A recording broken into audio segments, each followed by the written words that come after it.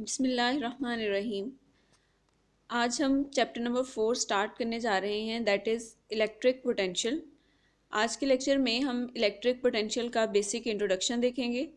उसके बाद हम लोग कैलकुलेट करेंगे electric potential due to point charge and an point charges.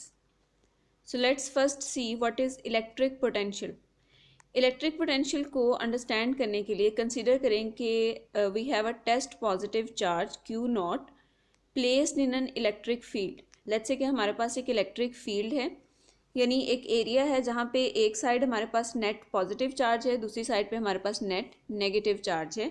Consider कर लें कि आपके पास दो प्लेट्स हैं जिनमें से एक पे पॉजिटिव चार्ज है, एक पे नेगेटिव चार्ज, और इन पॉजिटिव और नेगेटिव प्लेट्स के दरमियान में इलेक्ट्रिक फील्ड एग्जिस्ट करेगा और उस इलेक्ट्रिक फील्ड की डायरेक्शन पॉजिटिव प्लेट से नेगेटिव प्लेट की तरफ होगी। अब कंसीडर करें कि हमारे पास एक टेस्ट चार्ज है जिसको हमने पॉजिटिव लिया है। टेस्ट चार्ज हम लोग पॉजिटिव भी ले सकते हैं, नेगेटिव भी ले सकते हैं, लेकिन बाय कन्वेंशन क्योंकि हम हमेशा से टेस्ट चार्ज पॉजिटिव लेते आए हैं इसलिए हम इसको पॉजिटिव ही कंसीडर करते हैं, क्योंकि इसकी नेचर चेंज होने से हमारे एक्सपेरिमेंट पे कोई फ़र्क नहीं पड़ेगा, इसलिए हमने टेस्ट चार्ज पॉजिटिव लिया है। लेट्स से कि Q नॉट आपके पास टेस्ट चार्ज है जिसको हमने इस इलेक्ट्रिक फील्ड के अंदर प्लेस किया हुआ है। अब इलेक्ट्रिक फील्ड जो है वो इस टेस्ट चार्ज के ऊपर फोर्स लगाएगी in the direction of electric field, यानी ये जो पॉजिटिव प्लेट है ये इस पॉजिटिव चार्ज को रिपेल करेगी, टेस्ट चार्ज को, और जो नेगेटिव प्लेट है ये इसको अपनी तरफ अट्रैक्ट करेगी, और ओवरऑल फोर्स जो इस टेस्ट चार्ज के ऊपर लगेगी वो होगी हमारे पास पॉजिटिव प्लेट से नेगेटिव प्लेट की तरफ। तो इसका मतलब है कि जब हम इस पॉजिटिव टेस्ट चार्ज को इलेक्ट्रिक फील्ड के अंदर रखेंगे तो ये इलेक्ट्रिक फील्ड की डायरेक्शन में मूव करेगा, यानी प्लेट बी से ए की तरफ मूव करेगा। ठीक है, अब बी से ए की तरफ ये खुद ब खुद मूव करेगा, लेकिन अगर हमने इस टेस्ट चार्ज को मूव करवाना है from point A to B या नेगेटिव प्लेट से पॉजिटिव प्लेट की तरफ जाना है तो इसका मतलब हमने इलेक्ट्रिक फील्ड के अगेंस्ट मूव करना है, और जब हमने इलेक्ट्रिक फील्ड के अगेंस्ट मूव करना है इसका मतलब कि अब हमें इस चार्ज के ऊपर एक सर्टेन फोर्स एग्जिस्ट करनी पड़ेगी ताकि हम उसके अगेंस्ट इस चार्ज को मूव करवा सकें। ठीक है, पॉजिटिव से नेगेटिव की तरफ ये खुद ब खुद मूव करता है, हमें किसी किस्म की फोर्स लगाने की ज़रूरत नहीं पड़ती। इलेक्ट्रिक फील्ड खुद ब खुद इसके ऊपर फोर्स लगाता है और पॉजिटिव से नेगेटिव की तरफ ले आता है। लेकिन जब हमने इलेक्ट्रिक फील्ड के अगेंस्ट मूव करवाना है नेगेटिव से पॉजिटिव की तरफ तो यहाँ पे हमें इसके ऊपर एक फोर्स अप्लाई करनी पड़ेगी, और जब हम फोर्स अप्लाई करेंगे और इसको मूव करवाएंगे नेगेटिव से पॉजिटिव की तरफ तो हमें पता है कि जब हम फोर्स अप्लाई करें और वो फोर्स कुछ डिस्टेंस कवर करवाए तो हम लोग वर्क की टर्म इस्तेमाल करते हैं कि यहाँ पे वर्क हुआ है। सिमिलरली इस इलेक्ट्रिक चार्ज के ऊपर भी हम वर्क करेंगे to move it from negative plate towards positive plate. ठीक है, अब वो जो वर्क है उसको हम किस तरह से डिफाइन करते हैं, the negative of work done by the electric force to move unit test charge with constant velocity from one point to other point is called potential difference। Potential difference basically पहले हम potential difference की term जो है उसको define करेंगे, उसके बाद हम इलेक्ट्रिक पोटेंशियल की तरफ जाएंगे। सो पोटेंशियल डिफरेंस क्या है, अगर हम इस वर्क को जो कि इस चार्ज के ऊपर हम कर रहे हैं या फिर इलेक्ट्रिक फील्ड कर रहा है, यानी इलेक्ट्रिक फील्ड करेगा इसके ऊपर पॉजिटिव से नेगेटिव प्लेट की तरफ मूव करवाने के लिए, और हम इसके ऊपर वर्क करेंगे नेगेटिव से पॉजिटिव प्लेट की तरफ मूव करवाने के लिए। सो जितना भी इसके ऊपर वर्क हो रहा है, whether the work is done by the electric force, ठीक है, और whether it is done by the external agency, तो इसके ऊपर जितना भी हम लोग वर्क करेंगे, work done per unit charge, एक कूलम चार्ज के ऊपर जितना भी वर्क होगा to move it from one point to another point in an electric field is called potential difference, यानी वर्क पर यूनिट चार्ज जो कि इस चार्ज को इस इलेक्ट्रिक फील्ड में मूव करवाने के लिए हम करेंगे और कांस्टेंट वेलोसिटी से मूव करवाएंगे तो उस वर्क पर यूनिट चार्ज को हम लोग पोटेंशियल डिफरेंस का नाम देते हैं। डेल्टा वी ये पोटेंशियल डिफरेंस को शो कर रहा है, that is equal to -W/Q nought. By definition हमने कहा कि ये नेगेटिव के बराबर होगा। ठीक है, अब नेगेटिव की रीज़न यहाँ पे क्या है, जो कि हम अगेंस्ट द फील्ड मूव करवा रहे हैं चार्ज को, इस वजह से यहाँ पे हमारे पास नेगेटिव साइन आता है। अब डेल्टा वी जो है पोटेंशियल डिफरेंस, इसको हम VF - VI लिख सकते हैं। वी एफ का मतलब फाइनल पॉइंट का पोटेंशियल और वी आई का मतलब इनिशियल पॉइंट का पोटेंशियल, ठीक है। मतलब अगर हमने ए प्लेट से बी की तरफ गए हैं तो पॉइंट ए का जो पोटेंशियल होगा वो हमारा इनिशियल पोटेंशियल होगा, और जिस पॉइंट पे हम लोग पहुंचे हैं पॉइंट बी का पोटेंशियल जो है वो हमारा फाइनल पोटेंशियल होगा। और ये जो पोटेंशियल डिफरेंस है ये -W/Q0 के बराबर है। अब अगर हम सपोज करें कि जो हमारी फाइनल पोजीशन है यानी जो हमारा पॉइंट बी है उसको हमने इन्फिनिटी पे मूव करवा दिया, ठीक है। यानी हमने डिटरमन स्पेसिफिक नहीं किया कि हमने पॉइंट ए से मूव करना स्टार्ट करना है और पॉइंट बी पे जाना है। हमने सपोज कर लिया कि हमने उस चार्ज को मूव करवा के जिस फाइनल पोजीशन तक लेकर जाना है वो फाइनल पोजीशन इन्फिनिटी है, इन्फिनिट डिस्टेंस है। तो हमें यह भी पता है कि इन्फिनिटी पे जो इलेक्ट्रिक पोटेंशियल होता है वो हमेशा ज़ीरो होता है। ये चीज़ आपने याद रखनी है कि इन्फिनिटी पे इलेक्ट्रिक पोटेंशियल ज़ीरो होता है। तो अगर हम पॉइंट बी को जहाँ तक हमने चार्ज को लेकर जाना है सपोज कर लें कि वो इन्फिनिटी पर है, तो इसका मतलब उस पॉइंट का पोटेंशियल भी फिर ज़ीरो होगा। तो वी एफ जो है यहाँ पे ये ज़ीरो हो जाएगा, ठीक है। अब इस इक्वेशन के अंदर अगर हम वी एफ को ज़ीरो पुट करें तो हमारे पास आएगा -VI = -W/Q0। अब माइनस से माइनस साइन कैंसल आउट हो जाएगा and V will be equal to W/Q0। अब ये जो V हमें यहाँ पे मिला है that is basically electric potential. So electric potential को फिर हम किस तरह से डिफाइन करेंगे? The work done by the electric force to move unit test charge with constant velocity from infinity to a point in an electric field is called electric potential। यानी जहाँ पे हम दो प्लेट्स के दरमियान बात कर रहे थे, प्लेट ए से प्लेट बी की तरफ या बी से ए की तरफ मूव करवा रहे थे, वहाँ पे हमने अपना एक पॉइंट जो है उसको इन्फिनिटी पे सपोज कर लिया। तो किसी भी चार्ज को इन्फिनिटी से इलेक्ट्रिक फील्ड के अंदर किसी भी पॉइंट तक लाने के लिए जितना भी वर्क करना पड़ेगा that work is called the electric potential of that point। तो इलेक्ट्रिक फील्ड के अंदर कहीं पे भी हमारा चार्ज पड़ा हुआ और हम कहेंगे इस पॉइंट का पोटेंशियल कितना है, तो वो पोटेंशियल किसके बराबर होगा? उस चार्ज को इन्फिनिटी से उस पॉइंट तक लाने के लिए जितना भी वर्क करना पड़ा। क्योंकि हमें नहीं पता कि अगर वो चार्ज इलेक्ट्रिक फील्ड के अंदर प्रेजेंट है तो बेसिकली उसको कहाँ से हम लेकर आएँ, इसलिए हम एज्यूम कर लेते हैं कि वो चार्ज इन्फिनिटी पे था, लामहदूद फासले पर था, वहाँ से हम उसको इलेक्ट्रिक फील्ड के अंदर लाएँ।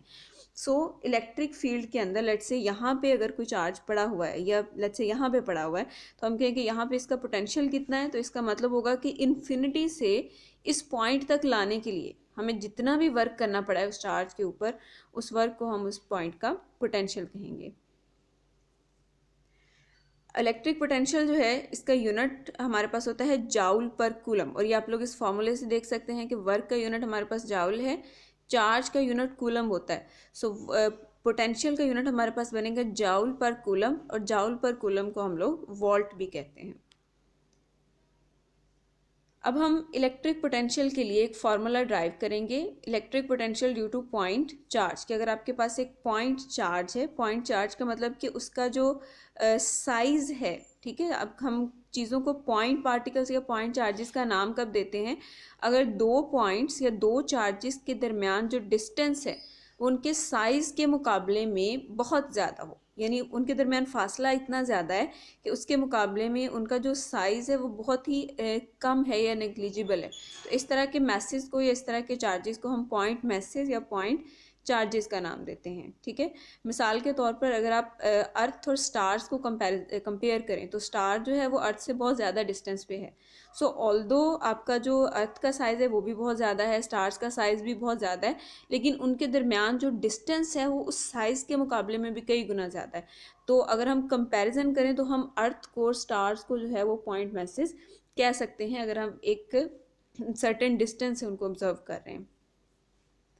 So electric potential due to point charge, let's say कि हमारे पास एक पॉइंट चार्ज है, मतलब एक बहुत ही स्मॉल साइज़ का चार्ज है और उसके पास पड़े हुए दूसरे मैसेज और चार्जेस के दरमियान जो डिस्टेंस है वो इसके साइज़ के मुकाबले में बहुत ज़्यादा है, इसलिए हम इसको पॉइंट चार्ज का नाम देते हैं। Consider an electric field due to positive charge, let's say कि ये हमारे पास एक पॉजिटिव चार्ज है और पॉजिटिव चार्ज का जो इलेक्ट्रिक फील्ड है वो हमें पता है कि ओरिजिन से वो ओरिजिनेट होता है और फील्ड लाइंस जो हैं वो आउटवर्ड होती हैं। The electric field lines come out radially, radially का मतलब सर्कुलर वे में वो उससे हर तरफ जो है एमिट हो रही होंगी, बाहर निकल रही होंगी। Which extend from charge plus Q to infinity, और उनका जो प्लस क्यू से वो ओरिजिनेट हो रही होंगी और इन्फिनिटी तक वो लाइन जो है वो मूव कर रही होंगी। हमने सपोज किया हुआ है कि हमारा जो इलेक्ट्रिक फील्ड है इस चार्ज का वो इन्फिनिटी तक एक्सटेंड कर रहा है, यानी इलेक्ट्रिक फील्ड की जो रेंज है वो बहुत ही ज़्यादा है। Let we have placed a test positive charge plus Q nought.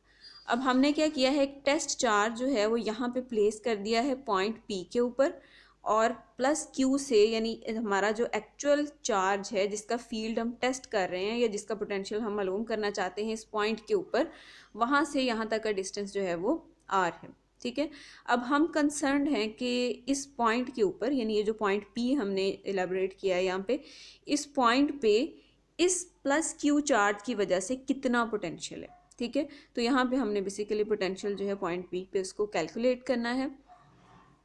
अब ये जो डी एस है बेसिकली और डी ई है, ये आपको जस्ट डायरेक्शन दी हुई है, ये डिस्टेंस नहीं है, जस्ट ये एरो बना के डायरेक्शन रिप्रेजेंट की हुई है कि हमने जो प्लस क्यू चार्ज है उसको यहाँ से, लेट्स से यहाँ से, ये इनिशियल पोजीशन है, तो यहाँ से इन्फिनिटी तक हमने उसको मूव करवाया है, तो ये उसके डिस्प्लेसमेंट की डायरेक्शन है।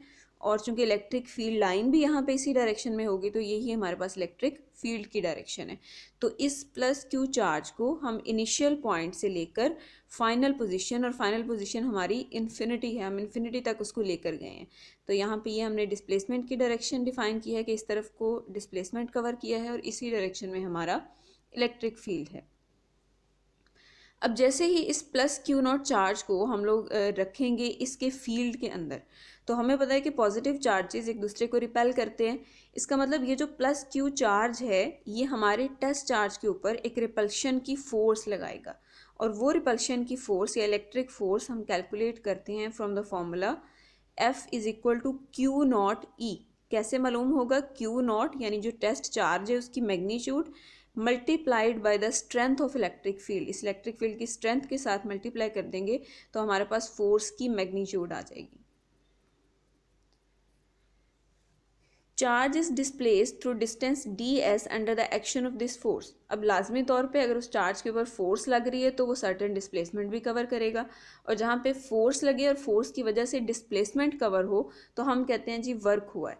So work will be done, और उसकी मैग्नीट्यूड हमें मिलेगी from integral I to F E dot D S. ठीक है, यानी F E dot D S ये हमारे पास basically F dot D work है to move through a small distance. और अगर हमने टोटल वर्क कैलकुलेट करना है यानी इनिशियल पॉइंट से फाइनल पॉइंट तक, तो फिर हम इसको इंटीग्रेट कर लेंगे। ठीक है, अब हमारा इनिशियल पॉइंट जो है वो ये वाला पॉइंट है, और फाइनल पॉइंट मैंने आपको बता दिया वो हमारा इन्फिनिटी पे, यानी इस चार्ज को हमने इन्फिनिटी पे लेकर जाना है। ओके जी, सो एफ ई जो है इसको हम सब्स्टिट्यूट करेंगे क्यू नॉट ई के इक्वल। अब क्यू नॉट जो है ये कांस्टेंट है, चार्ज की मैग्नीट्यूड कभी भी चेंज नहीं होती, इसलिए हमने इसको इंटीग्रेशन से बाहर लिख लिया। और इलेक्ट्रिक फील्ड भी चूंकि ग्रेजुअली डिक्रीज करता है, जैसे जैसे आप लोग जो आपका सोर्स है इलेक्ट्रिक फील्ड का उससे दूर जाते हैं, इलेक्ट्रिक फील्ड की स्ट्रेंथ वीक होती जाती है। तो इसका मतलब इलेक्ट्रिक फील्ड भी चेंज हो रहा है, ये भी एक वेरिएबल क्वांटिटी है। और चूंकि with the passage of time distance जो है वो भी इंक्रीज़ हो रहा है, क्योंकि मुसलसल उसके ऊपर फोर्स लगाई जा रही है और उसको हम डिस्प्लेस करवा रहे हैं। इसका मतलब उसका जो कवर्ड डिस्टेंस है या डिस्प्लेसमेंट है वो भी चेंज हो रहा है। तो ये दोनों चीज़ें वेरिएबल हैं, इनको हम इंटीग्रल साइन के अंदर ही रखेंगे, और क्यू नॉट जो है ये हमारा कांस्टेंट है, इसको हम बाहर निकाल लेंगे।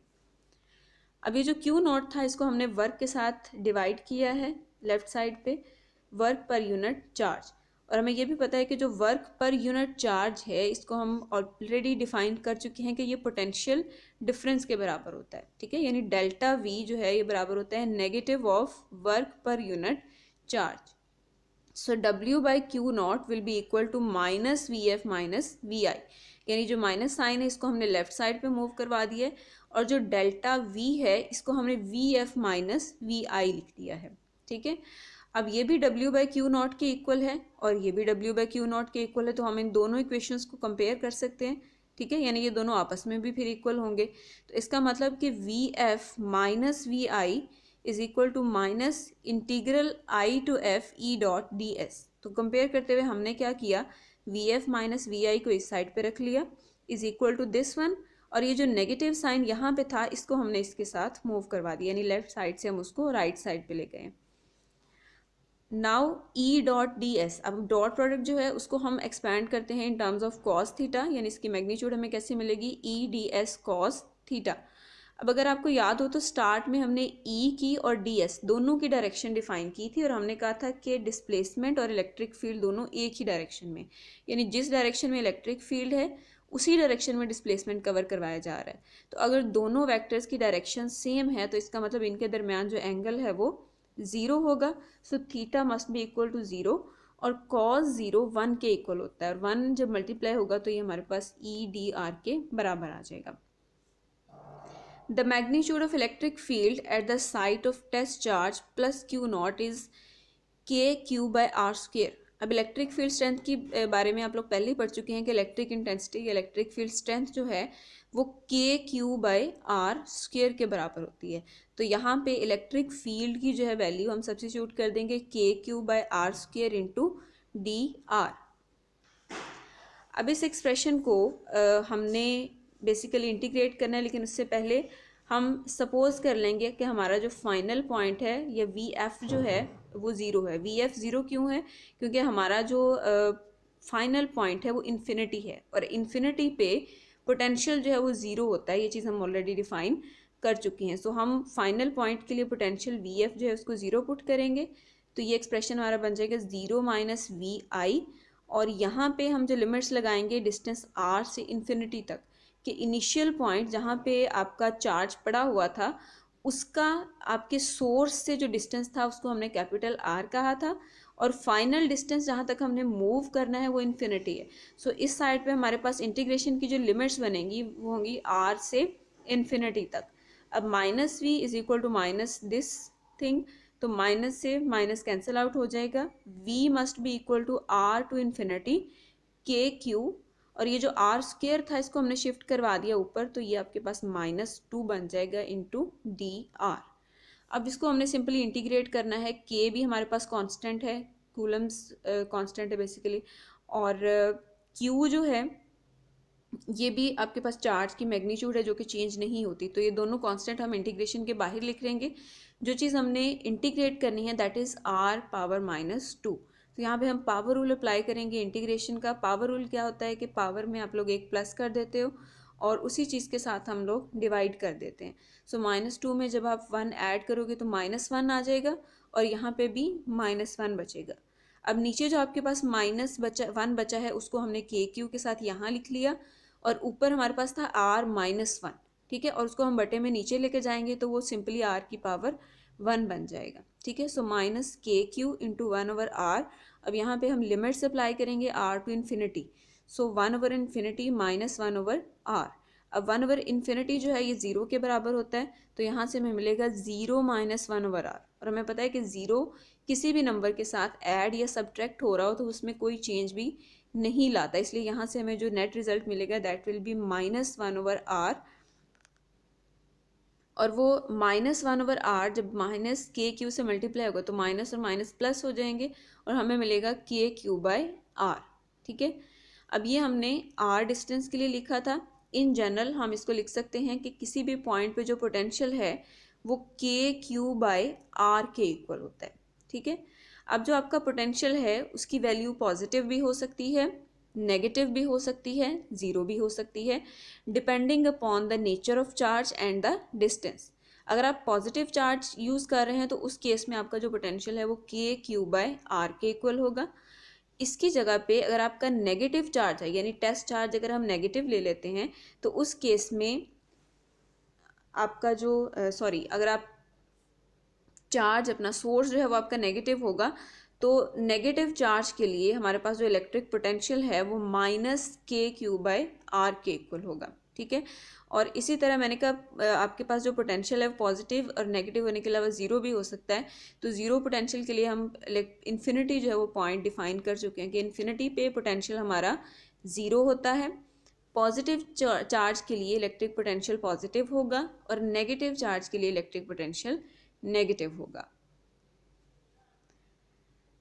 अब हम देखते हैं कि अगर एक सिंगल चार्ज की बजाय, यानी जो एक सोर्स हमने रखा था चार्ज का, अगर आपके पास उसकी जगह पे n चार्जेस हों, यानी एक से ज़्यादा चार्जेस एक जगह पे पड़े हुए हों, तो उनकी मदद से इलेक्ट्रिक पोटेंशियल या उनका इलेक्ट्रिक पोटेंशियल हम किस तरह से कैलकुलेट करेंगे। सो लेट्स से कि आपके पास n चार्जेस हैं, Q1, Q2, Q3 and so on up to Qn at a distance r1, r2, r3 and so on up to rn from a point P can be found by superposition principle। ठीक है, अब let's say कि आपके पास कितने सारे charges एक जगह पे पड़े हुए हैं, ठीक है, और उन सारे चार्जेस का पोटेंशियल आपने कैलकुलेट करना है, ठीक है, और फिर उसी तरह से हम एक टेस्ट चार्ज लेंगे और हर सोर्स चार्ज से अलग अलग उस चार्ज तक का डिस्टेंस लेंगे। जिस तरह हमने पीछे डिस्टेंस r लिया था, क्योंकि हमारे पास एक ही सोर्स था, तो अब एक से ज़्यादा सोर्सेज यहाँ पे प्रेजेंट हैं, तो Q1 से टेस्ट चार्ज तक का डिस्टेंस R1 होगा, Q2 से टेस्ट चार्ज तक का डिस्टेंस R2 होगा, Q3 से जो टेस्ट चार्ज तक का डिस्टेंस है वो R3 होगा, और इसी तरह से हम लोग Rn तक चले जाएंगे। अब यहाँ पे उन सारे के सारे चार्जेस की वजह से हमने पोटेंशियल जो है वो फाइंड आउट करना है। उसके लिए हम लोग सुपरपोजिशन प्रिंसिपल का इस्तेमाल करेंगे। सुपरपोजिशन प्रिंसिपल क्या कहता है कि the potential at a point due to one of the charges is not affected by the presence of other charges. ठीक है, कि एक चार्ज का जो पोटेंशियल है उस पे बाकी चार्जेस के आसपास मौजूद होने की वजह से कोई भी फ़र्क नहीं पड़ेगा। ठीक है, इसका मतलब आप Q1 चार्ज के लिए पोटेंशियल अलग से कैलकुलेट कर सकते हैं, Q2 के लिए अलग से कर सकते हैं, Q3 के लिए अलग से कर सकते हैं, और बाद में सारे के सारे पोटेंशियल्स को हम ऐड कर सकते हैं, सम कर सकते हैं टोटल पोटेंशियल फाइंड करने के लिए, क्योंकि उन चार्जेस के एक जगह मौजूद होने की वजह से भी उनके पोटेंशियल पे कोई फ़र्क नहीं आएगा। यानी एक चार्ज दूसरे चार्ज के पोटेंशियल को इंटरफेयर नहीं करेगा, इसलिए हर चार्ज अपना पोटेंशियल एग्जर्ट करेगा, उस पोटेंशियल को हम कैलकुलेट कर लेंगे और टोटल के लिए हम सारे पोटेंशियल्स को ऐड कर लेंगे। So total potential must be equal to V1 plus V2 plus V3 and so on up to Vn। और जहाँ पे भी इस किस्म की नोटेशन होती है उसको हम एक सिंप्लीफाइड फॉर्म में सिग्मा का यूज़ करते हुए लिख सकते हैं। ठीक है, क्योंकि सिग्मा का भी यही मतलब है, सिग्मा नोटेशन का भी और इसका भी यही मतलब है, लेकिन ये लिखते हुए जो है हमारे पास राइटिंग में प्रॉब्लम आता है। ये एक सिंप्लीफाइड एक्सप्रेशन होता है इसको लिखने का। सो किस तरह से हम लोग लिखते हैं, जो आपका वी जो चीज़ कांस्टेंट आ रही है इसको एज इट इज़ लिखेंगे, जिसके साथ 1, 2 या 3 आ रहा है उसको हम आई लिख देंगे। ठीक है, और सिग्मा नोटेशन लगा देंगे। सिग्मा नोटेशन का मतलब आपने सम करना है, आपने ऐड करना है। किस चीज़ को ऐड करना है? V ऑफ I को, और I क्या है हमारे पास 1 से लेकर n तक। इसका मतलब आपने V1 भी कैलकुलेट करना है, V2 भी कैलकुलेट करना है, V3 भी कैलकुलेट करना है, और उसके बाद उन सबको ऐड कर देना है, सम कर देना है। ठीक है, यानी सिग्मा नोटेशन भी यही शो करती है कि आपने VI पोटेंशियल कैलकुलेट करना है, और I से क्या मुराद है? I से मुराद पहला पोटेंशियल भी है, दूसरा भी है, तीसरा भी है। ठीक है, n तक, 1 से लेकर n तक सारे पोटेंशियल, फिर उनको सिग्मा यानी सम उनका कर देना है। तो हमारे पास ये वाली जो नोटेशन है इसके इक्विवेलेंट इस नोटेशन को हम लिख सकते हैं।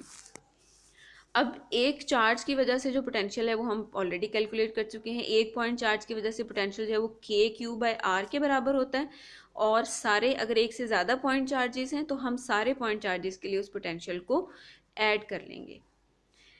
ठीक है, तो हमारे पास जो नेट पोटेंशियल होगा वो क्या आएगा? Sigma I is equal to 1 to n KQI/RI। इसका मतलब हमने KQ और R को कैलकुलेट करना है फर्स्ट पॉइंट चार्ज से लेकर n पॉइंट चार्ज तक सबके लिए, और उसके बाद उस एक्सप्रेशन को ऐड कर देंगे तो हमारे पास टोटल इलेक्ट्रिक पोटेंशियल आ जाएगा due to n point charges.